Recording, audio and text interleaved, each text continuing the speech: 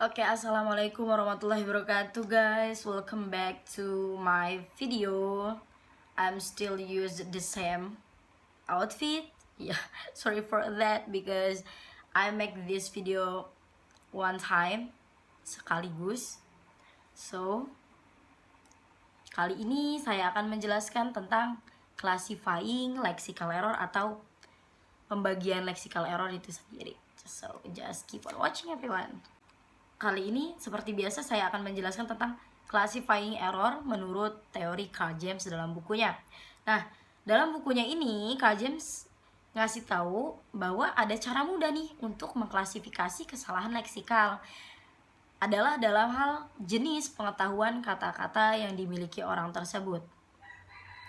Contohnya, menurut Richard 1976 mengemukakan bahwa ada 7 hal yang perlu diketahui tentang sebuah kata. Yang pertama itu morfologinya, yang kedua itu perilaku sintaksisnya, yang ketiga itu tentang pembatasan fungsional atau situasionalnya, yang keempat itu ada nilai semantik atau denotasinya, yang kelima sendiri ada arti atau konotasi sekundernya, dan yang keenam itu ada kata lain, apa yang diasosiasikan.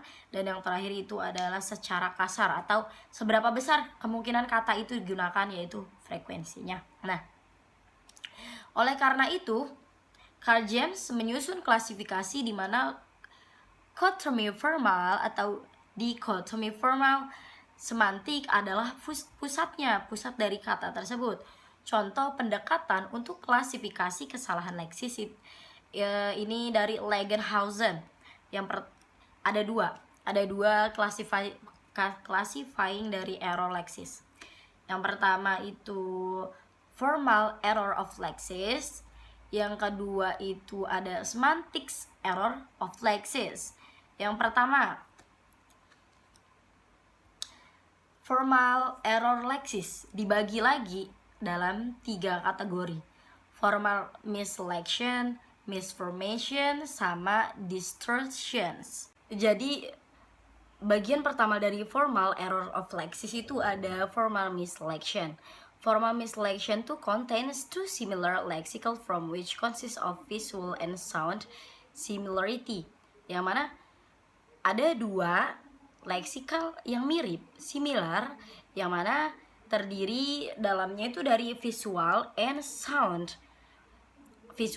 similarity, kemiripan. Nah, James ini juga membagi formal misselection into 4 sub atau 4 sub. Yang pertama ada suffix type, yang kedua ada prefix type, yang ketiga ada vowel based type, dan yang terakhir ada consonant based type. Yang pertama, suffix type. For instance, carbon monoxide has become the main cause of air pollute. Dalam kurung pollution, aturan pollution.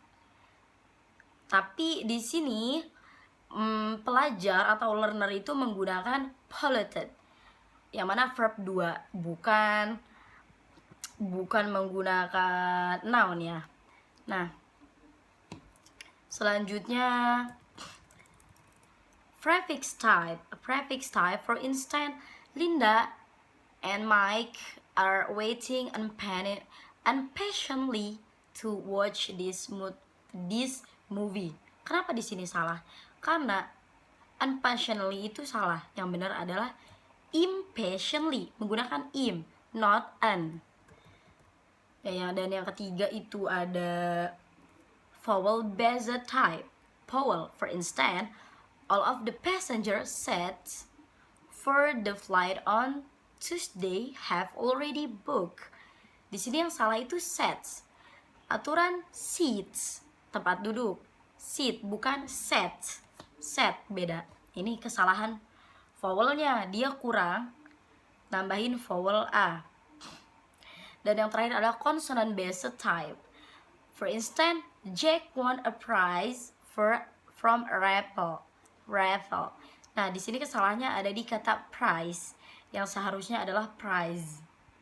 Nah, dan yang kedua dari formal error leksis sendiri itu ada misformation. According to James, formal misformation are errors that can be created by the learner from the research of the target language or in the mother tongue. Jadi kesalahan misformation ini tuh dibuat atau sumbernya tuh dari learner, dari pelajar yang mana sumber bahasanya tuh research of the target language atau di mother tongue, bahasa ibu.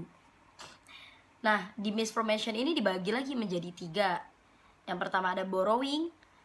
Contohnya, the cowboy shot the bandit with gun right through his cup.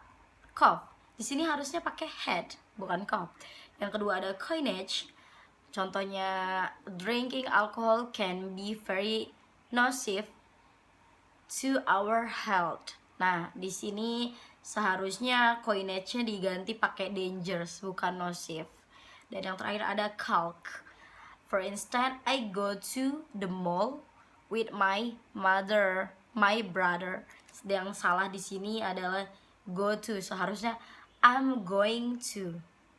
Nah, dan yang terakhir dari formal error of lexis ada distortions or distorsi. The result of distortions usually are non-existent forms in the target language. Jadi distorsi ini biasanya tidak ada form atau bentuknya tidak ada di target language. Nah, James juga membagi distorsi ini dalam 4 sub. Yang pertama ada omission. For instance, the subject is very interesting to me. Yang kedua ada over inclusion. Contohnya Jen. Oh, I'm sorry. For omission, dia interesting. Dia kekurangan tulis huruf I karena dia tulisannya interesting. Missing E. Yang kedua ada over inclusion. Contohnya Jen is eating omelette in dining room right now. The learner write dining with double N, but the correct one is dining with one N. And the third is about misselection. Contohnya, he anger because he cannot buy those books.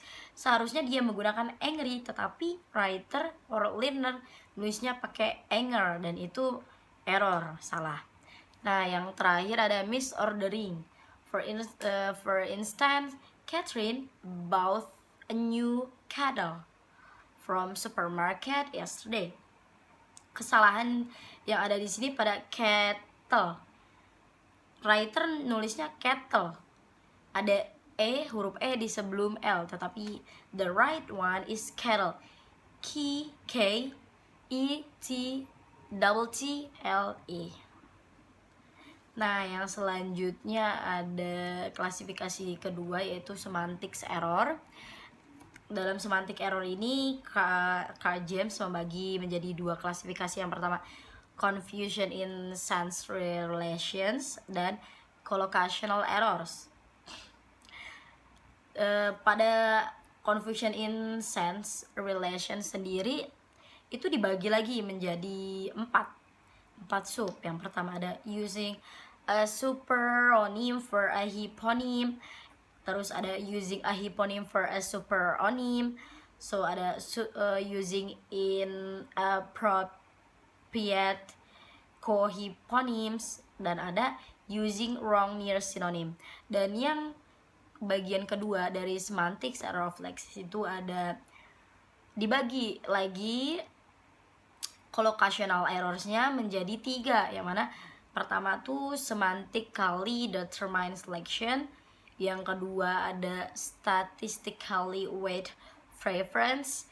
Yang ketiga ada arbitrary combination and irreversible binomials. Jadi itu guys, mungkin agak asing ya kata-katanya, tapi kalau misalnya udah kita pelajari pelan-pelan itu udah nggak asing lagi. Jadi so maybe enough for our material subchapter classifying lexical error.